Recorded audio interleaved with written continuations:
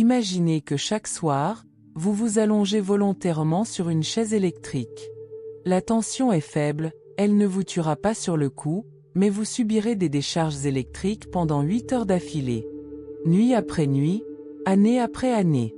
Vous vous couchez pour récupérer, mais vous vous réveillez avec l'impression d'avoir passé la nuit à décharger des wagons. Votre reflet dans le miroir révèle des gonflements, votre corps est lourd et votre tête est comme un brouillard de plomb que même le café le plus fort ne parvient pas à dissiper. Vous attribuez cela à l'âge, au stress, aux orages magnétiques ou à un oreiller inconfortable. Vous changez de matelas, prenez des vitamines, mais vous passez à côté de l'essentiel, le véritable fléau de votre énergie, celui qui veille sur vous comme un gardien invisible. Les anciens prêtres d'Égypte connaissaient ce secret. On en parlait à voix basse dans les ashrams secrets d'Inde. La dure réalité est que la source de vos maladies et de votre fatigue chronique n'est pas la quantité de sommeil, mais sa qualité. Sans vous en rendre compte, vous branchez votre corps à un drain. Vous offrez votre énergie vitale à un gigantesque vampire planétaire insatiable. Ce vampire, c'est la Terre elle-même et ses champs magnétiques impitoyables. Aujourd'hui, nous allons révéler l'une des habitudes les plus dangereuses de l'homme moderne. Nous verrons pourquoi dormir la tête au nord n'est pas seulement de mauvais augure, mais un acte d'autodestruction lente de votre corps éthérique. Nous nous tournerons vers une doctrine secrète et des lois de la physique oubliées pour démontrer que votre chambre confortable peut en réalité être un véritable piège. Si vous avez l'impression que votre santé vous échappe et que votre vie est devenue un cercle vicieux, ne quittez pas cette vidéo. Les connaissances que nous allons vous révéler peuvent non seulement améliorer votre sommeil, mais aussi préserver votre santé mentale et, très probablement, vous sauver la vie. Vous êtes-vous déjà demandé pourquoi les textes anciens, les Védas, les enseignements yogiques, les ouvrages théosophiques accordent autant d'importance aux points cardinaux? L'homme moderne a perdu ce lien. Pour nous, le Nord, le Sud, l'Ouest et l'Est ne sont que des repères, des points de repère abstraits qui nous aident à aller d'un point A à un point B. Nous avons oublié que l'espace n'est pas vide. Nous avons oublié que l'air qui nous entoure n'est pas seulement un mélange d'oxygène et d'azote, mais un océan d'énergie pulsante, imprégné de lignes de force, de courants et de vibrations. Helena Blavatsky, dans ses œuvres majeures La doctrine secrète et Isis dévoilée, a répété à maintes reprises: il n'y a rien de mort dans l'univers. Chaque point de l'espace est vivant. Et la Terre elle-même n'est pas qu'une pierre filant à travers l'espace. C'est un gigantesque organisme vivant. Et tout organisme possède son propre système circulatoire. Sauf qu'au lieu de sang, c'est le magnétisme qui circule dans les veines de la planète, de puissants courants d'énergie émanant d'un pôle et se précipitant vers l'autre, imprégnant tout sur leur passage, montagnes, océans, villes, murs des maisons et, bien sûr, votre corps endormi. Imaginez une rivière de montagnes impétueuse, un torrent qui emporte les rochers et déracine les arbres. Si vous vous y laissez porter par le courant, il vous emportera sans effort. Vous ne ferez plus qu'un avec le flux. Mais essayez de vous allonger à contre-courant, ou pire, de nager à rebrousser chemin, lorsque vos forces vous abandonnent. L'eau se mettra à vous fouetter, à vous briser et à vous submerger. Il en va de même des courants magnétiques terrestres. Ils circulent continuellement, jour et nuit, sans interruption. Et lorsque vous vous allongez pour dormir, vous placez votre corps dans ce flux invisible. La seule question est: comment vous êtes-vous allongé, précisément? Êtes-vous devenu un conducteur d'énergie ou un obstacle? Avez-vous atteint l'harmonie cosmique ou déclaré la guerre aux forces planétaires au moment le plus vulnérable du sommeil? Blavatsky affirmait: l'homme est un microcosme, un univers miniature. Et tout comme la Terre possède un pôle nord et un pôle sud, l'être humain en possède également. Il ne s'agit pas d'une métaphore, mais de physique intimement liée à la métaphysique. Votre corps est une batterie. Elle possède un aspect positif et un aspect négatif. Votre tête, le sommet de votre crâne où se situe votre chakra coronal, le Sahasrara, est votre pôle nord. Vos pieds sont votre pôle sud. Votre énergie vitale, le prana, circule entre ces deux pôles. Lorsque vous êtes éveillé, en mouvement, changeant de position et actif, votre aura vous protège. Mais pendant le sommeil, cette protection s'affaiblit. Le corps éthérique se sépare légèrement du corps physique pour puiser de l'énergie dans le réservoir commun de l'univers. Et à ce moment précis, la position du corps physique devient cruciale. Que se passe-t-il si vous dormez la tête tournée vers le nord? Souvenons-nous de vos cours de physique du lycée. Que se passe-t-il si vous essayez de connecter deux aimants de même pôle, nord contre nord, positif contre positif? Ils se repousseront. Des tensions, une résistance et un conflit de champs magnétiques apparaissent. Ils ne peuvent pas fusionner, la destruction commence. Transposons maintenant cela à votre chambre. La Terre est un aimant gigantesque. Le pôle nord magnétique possède une puissance colossale. Alors vous, petit aimant humain, vous vous allongez dans votre lit et orientez votre pôle nord, votre tête, vers le pôle nord terrestre. Positif contre positif. Vous créez un intense conflit magnétique. Toute la nuit 6, 7, 8 heures votre corps est en guerre. Le champ magnétique terrestre, des milliards de fois plus puissant, commence à exercer une pression sur votre cerveau. Il cherche à inverser votre polarité, perturbant ainsi le flux naturel d'énergie. Votre prana, au lieu de, pour assurer la circulation et la régénération des organes et des cellules, le corps est contraint de mobiliser toutes ses ressources pour se défendre. Pendant votre sommeil, votre corps éthérique travaille à plein régime, érigeant des boucliers aussitôt balayés par le flux planétaire. Blavatsky écrivait que la tête humaine est le saint des saints, le temple de l'esprit et le siège de l'âme. C'est par le sommet du crâne que nous nous connectons au plan supérieur. Mais lorsque cette antenne est orientée vers le nord, elle est exposée au rayonnement intense du magnétisme terrestre. Il ne s'agit pas d'une lumière spirituelle, mais d'une puissante énergie tellurique. Elle surcharge les vaisseaux délicats du cerveau, perturbant la circulation sanguine. À propos du sang, l'ésotérisme de Blavatsky ne contredisait pas la science, il la précédait. Examinons la question d'un point de vue physiologique. Le principal composant de l'hémoglobine est le fer. Et le fer réagit à un champ magnétique. C'est une loi. Lorsque vous dormez la tête tournée vers le nord, l'attraction magnétique terrestre agit sur le fer contenu dans votre sang, l'attirant vers votre tête. Toute la nuit, le sang se concentre dans le cerveau au lieu d'être réparti uniformément dans le corps. Cela crée une pression intracrânienne excessive, microscopique, mais constante. Année après année, les capillaires les plus fins sont mis à rude épreuve. Le cerveau ne se repose pas, il est chimiquement agité. D'où les rêves perturbants. D'où cette sensation de lourdeur au réveil, comme si vous aviez passé la nuit à résoudre des problèmes ou à porter des sacs. Mais la physiologie n'est que la partie émergée de l'iceberg. Blavatsky a exploré plus en profondeur. Le flux magnétique du Nord, lorsqu'il est en conflit avec le champ magnétique humain, dissipe littéralement l'énergie astrale. Nous devons accumuler de l'énergie pendant notre sommeil. Le corps astral pénètre dans les mondes subtils et en revient rechargé. Mais lorsque vous dormez la tête tournée vers le nord, cette porte se ferme brutalement, ou plutôt, un ouragan se déchaîne à son entrée. Le double astral ne peut ni sortir ni revenir normalement. Une désynchronisation se produit. Vous est-il déjà arrivé de vous réveiller avec l'impression que votre corps vous est étranger, inerte et insensible? C'est le signe que votre corps astral a eu du mal à revenir. Les connexions entre les nadis subtils et le système nerveux physique sont perturbées. Vous serez distrait, irritable et maladroit toute la journée.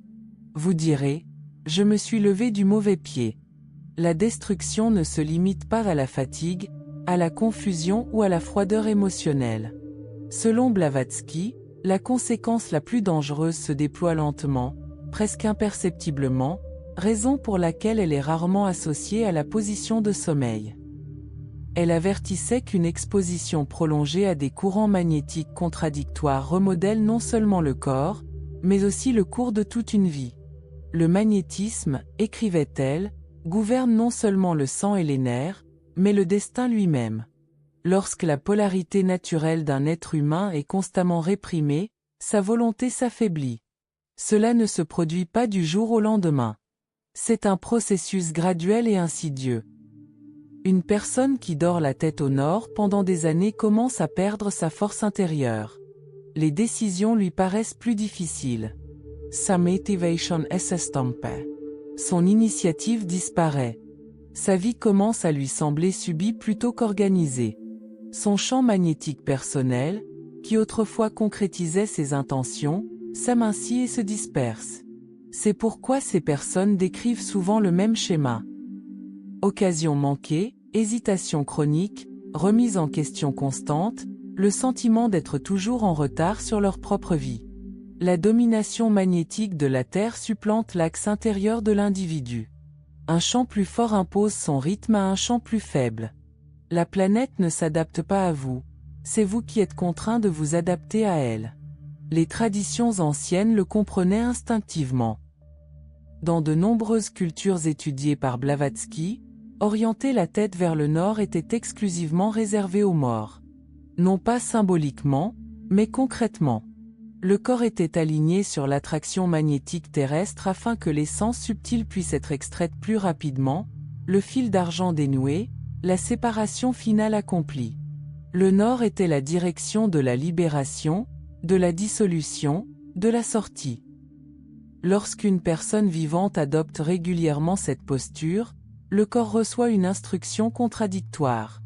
Le subconscient l'interprète comme un ordre d'achèvement. Les cellules réagissent en conséquence.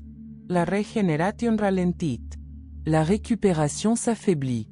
Le vieillissement s'accélère. L'organisme passe subtilement du mode de renouvellement au mode de conservation et d'arrêt. Il ne s'agit pas d'un phénomène dramatique. C'est de la programmation. Personne ne s'effondre instantanément. C'est une toxine lente. Mais observez attentivement les personnes qui vieillissent trop vite, dont la mémoire décline prématurément, dont le regard perd de sa profondeur bien avant la vieillesse. Leur vitalité s'évanouit silencieusement. Ce schéma se répète avec une constance inquiétante. Blavatsky a également beaucoup écrit sur la force odique, le courant vital universel identifié par le baron von Reichenbach et reconnu plus tard par les théosophes. Cette force imprègne toute matière et porte une polarité. L'interaction entre le champ odique d'une personne et le champ odique de la Terre détermine la qualité de sa santé, sa clarté d'esprit, son pouvoir d'attraction et sa résilience. L'émission boréale de la planète porte une qualité froide, oppressante et cristallisante. C'est une énergie de stase, de gel, de suspension. Ce courant peut être utile aux ascètes extrêmes cherchant un retrait total du monde, aux moines visant à arrêter les processus corporels et à dissoudre la conscience dans le samadhi. Mais pour une personne vivant en société, ayant besoin de chaleur, de mouvement, de création et de connexion, cette énergie est destructrice. Cela bride le potentiel. Cela rengourdit la flexibilité. Cela refroidit les désirs.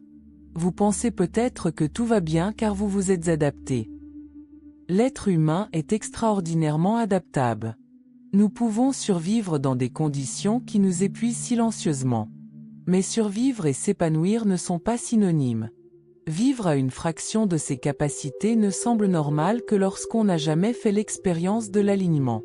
Les tempêtes géomagnétiques affectent tout le monde, mais ceux qui dorment à l'opposé du courant terrestre en souffrent exponentiellement plus.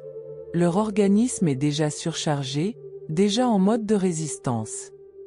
Lorsque des perturbations solaires surviennent, le système nerveux est sans protection. C'est alors que se produisent des pics de tension soudains. Des crises de panique sans raison apparente. Des palpitations nocturnes. Les médecins appellent cela du stress. La boussole raconte une autre histoire. Il existe une autre dimension rarement abordée, mais bien connue des écoles ésotériques orientales. La relation entre la direction du sommeil et le subconscient.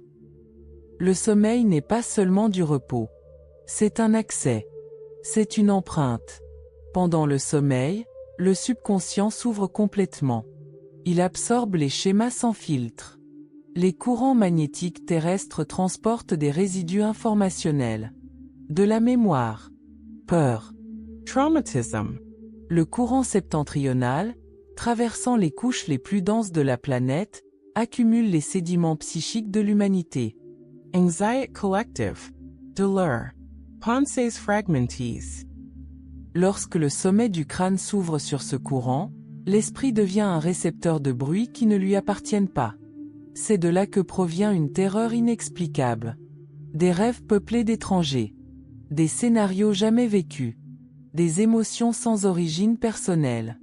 Ce ne sont pas des rêves symboliques. Ce sont des interférences. Une personne se réveille avec une angoisse sans explication, car elle n'a pas été générée intérieurement. Elle a été absorbée. Blavatsky décrivait l'être humain comme un transformateur d'énergie. Le courant cosmique entre par le haut. Terrestre. Le courant monte d'en bas. Ces énergies sont destinées à se rencontrer au cœur, à s'y purifier, puis à rayonner vers l'extérieur sous forme de volonté, d'action et de création. Lorsque la polarité est inversée ou mal alignée, le transformateur surchauffe ou grille. L'électricité obéit à des lois. Inversion de phase ou de neutre, et les appareils tombent en panne ou explosent. L'organisme humain est infiniment plus complexe, et pourtant la vie moderne le traite avec moins de respect. Les chambres sont aménagées pour des raisons esthétiques, pratiques, avec des prises et des écrans. Les téléphones sont chargés à 100%. La personne qui partage la chambre se vide de son énergie pendant la nuit. Le lit devient un autel de sacrifice silencieux. Mais le déclin physique n'est que le premier cercle. Blavatsky est allé plus loin, affirmant que le magnétisme influence les schémas du destin. Dans certains textes ésotériques, un lit orienté vers le nord était désigné de façon inquiétante comme le « lit de la veuve ». Non pas métaphoriquement, mais énergétiquement. Le nord porte en lui la séparation, le froid, le détachement. Il est le vecteur du renoncement. Lorsqu'un couple dort la tête tournée vers le nord, leur champ énergétique commun est soumis à un courant conçu pour dissoudre les liens. Au début, l'affection se refroidit. La passion s'émousse. L'intimité devient mécanique. Puis la distance s'installe. Non pas un conflit dramatique, mais le silence. Une froideur émotionnelle. Sur le plan subtil, le champ magnétique terrestre agit comme une centrifugeuse, repoussant les énergies. Les auras ne s'entrelacent plus. Un seul lit. Deux pôles. Avec le temps, le partenaire le plus faible commence à souffrir davantage. Maladie. Depression. Repli sur soi. L'union se déstabilise. Parfois, cela se termine par une séparation. Parfois par une mort définitive. Ceci n'est pas du mysticisme. C'est de la physique des champs. Le même principe s'applique à la stabilité matérielle. Il existe une expression ancienne traduite par « lit du failli ». Là encore, il ne s'agit pas d'une métaphore. La prospérité matérielle, dans la perspective théosophique, est de l'énergie vitale condensée. Pour attirer et retenir la matière, une personne a besoin de densité, d'ancrage, d'un poids magnétique. Dormir la tête au nord dissout la densité. Cela démagnétise l'intention. L'aura devient diffuse. Les plans perdent leur cohérence. Les efforts se dispersent. Les projets s'effondrent sans raison apparente. Les négociations échouent. L'autorité s'affaiblit. L'argent afflue vers ceux qui possèdent une force intérieure, vers ceux dont le champ d'attraction peut le retenir. Une personne alignée sur le nord devient perméable. Les choses la traversent, y compris la richesse. L'effet le plus alarmant, cependant, concerne la cristallisation de la conscience. Blavatsky avait mis en garde contre ce phénomène bien avant que la neurologie moderne ne le découvre. Au centre du cerveau se trouve la glande pinéale, l'épiphyse, vénérée dans les traditions orientales comme le troisième œil.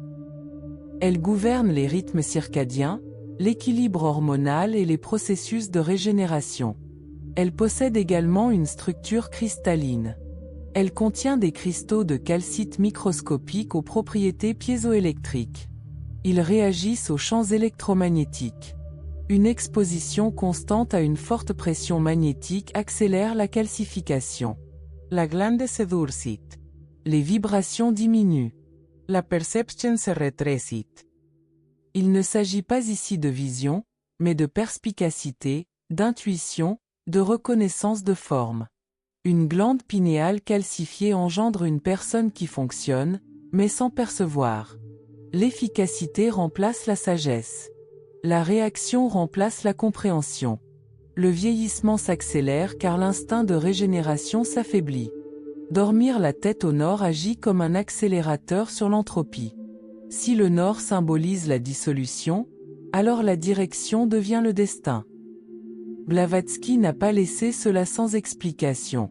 Chaque orientation porte en elle un programme distinct.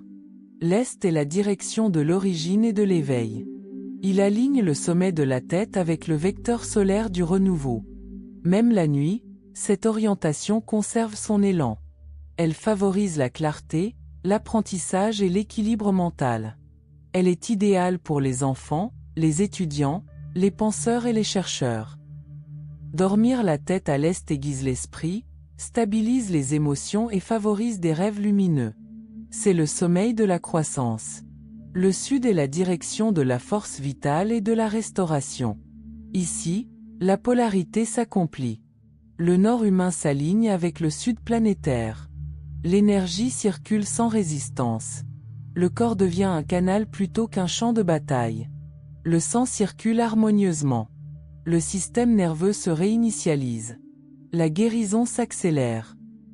C'est le sommeil le plus profond et le plus réparateur qu'un organisme humain puisse connaître. Les cultures qui valorisaient la longévité le comprenaient instinctivement. Le Sud ancre. Il fortifie. Il crée de la densité, de la résilience et une stabilité matérielle.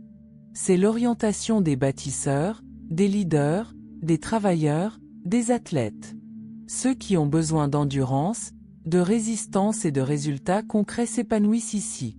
L'Ouest est plus complexe. Il porte en lui l'ambition, le dynamisme et l'intensité.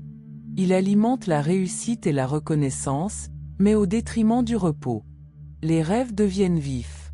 L'esprit reste actif. L'ego,